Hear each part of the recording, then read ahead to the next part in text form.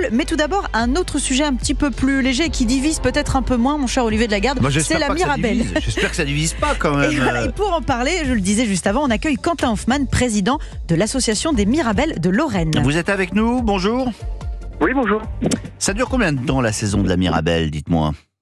Alors, une saison qui se passe bien de Mirabelle de Lorraine, ça dure 6 semaines. Ouais. Alors, cette année, elle a débuté tout début août, donc on espère qu'elle dure jusqu'à la mi-septembre. Ouais, c'est très court, hein. Pourquoi est-ce que c'est aussi court?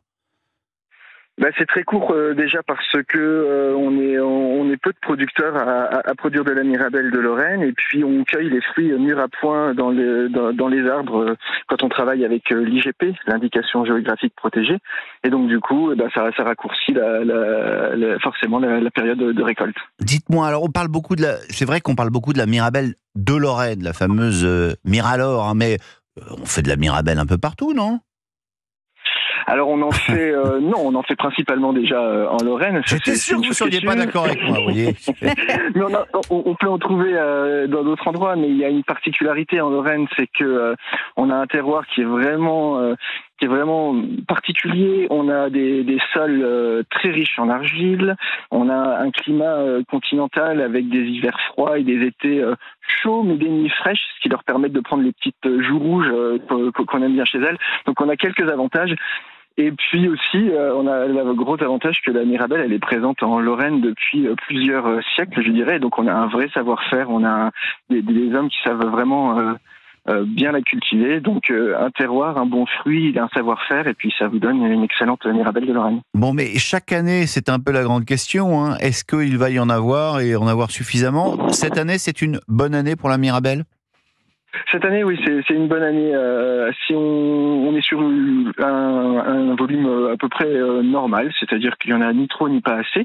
Alors, on a des petites disparités entre les départements, parce que vous savez, on peut produire la Mirabelle de Lorraine sur les 4 anciens départements de la Lorraine. Donc, il y a des endroits, la Meuse en a un peu moins, mais la Meurthe-et-Moselle en a un peu plus. Mais somme toute, on arrive à avoir une belle année vraiment dans la moyenne. Vous n'avez pas été gêné par les conditions météo, comme notre précédent intervenant, céréalier dans l'Eure, qui lui explique qu'il a perdu 30% de ses rendements, hein. Alors nous, on a beaucoup de chance parce que depuis le début de la récolte, on a plutôt un temps sec et ensoleillé, et donc du coup, c'est des conditions assez idéales pour récolter. Et puis avant, au printemps, effectivement, on a eu de la pluie, mais avec de la chaleur, et donc nos arbres ont bien poussé et les fruits également. Donc voilà, on est un peu plus chanceux de ce côté-là. Vous êtes un président heureux, quoi, aujourd'hui, quoi. Aujourd'hui, oui, on est des producteurs, on est tous assez heureux, oui. Bon, dites-moi, à quel prix on va les acheter, vos Mirabelles? Ah ça dépend pas de nous. Nous on les c'est un petit peu quand même. Excusez-moi, vous les vendez quand même ensuite aux détaillants et aux grossistes. On les voilà, qui eux les revendent aux particuliers. Donc on maîtrise pas tout sur toute la chaîne, mais on a, je vous disais, on est sur une année normale, donc on l'a au même prix que les années. Il n'y a pas de raison qu'il y ait de grosses variations par rapport à une année précédente. Bon, Quentin Hoffmann, je vais vous poser la question différemment. À partir de quel prix, quand on va chez son marchand de fruits et légumes, à partir de quel prix on se dit non, là on n'achète pas parce qu'ils exagèrent? À partir de quel prix c'est difficile à dire pour moi. Moi, vous les achetez pas, vous en avez plein votre jardin, je suis sûr. Voilà. Mais bon, si on voit des Mirabelles à 6 € le kilo, par exemple, c'est trop cher? On peut peut-être raisonner différemment. On peut se dire que pour calculer un kilo avec 1 kilo, on fait une tarte, on va se faire un dessert pour 6 €. Moi, je pense que c'est assez raisonnable finalement pour 8 personnes. Donc c'est pas mal. 6 € on achète? On peut, oui. 8? Ça dépend de vos revenus. Voilà. Donc vous allez pas. Qu'est-ce qu'on fait avec vos Mirabelles principalement? Des tartes, confiture.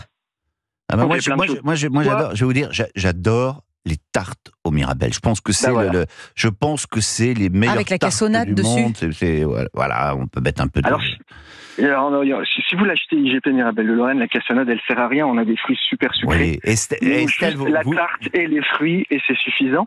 C'est Estelle qui voulait mettre de la cassonade, pas moi. Merci de me reprendre, j'en mettrai plus, promis. Ah oui, essayez sans, vous verrez, c'est encore meilleur. Et puis hors saison, après, moi j'aime bien la consommer en clafoutis, en compote. On peut la retrouver surgelée, donc on peut la cuisiner un peu toute l'année. Donc c'est ça qui est assez sympa, c'est qu'en cœur de saison, on peut grignoter ça toute la journée, un peu comme des chips. On s'arrête pas une fois qu'on a mis le nez dedans. Et puis hors saison, on la retrouve surgelée, on la retrouve en compote. Et ça se surgèle bien.